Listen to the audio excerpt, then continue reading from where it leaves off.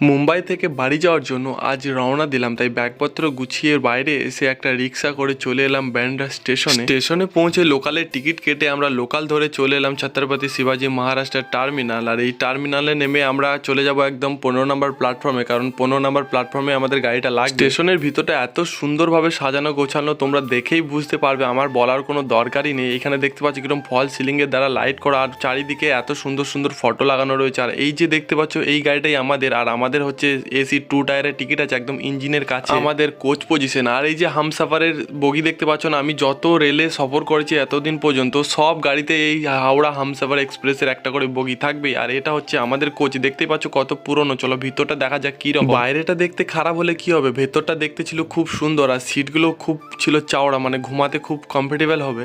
আর সাইডে ছিল সব পর্দা, নিজে নিজের মতো পর্দা লাগিয়ে ঘুমিয়ে পড়ো একদম। আজকের মিনি ব্লগ কিছু এতটাই ছিল, তোমরা কে কোথা থেকে দেখছো কমেন্টে জানাও। টাটা বন্ধুরা।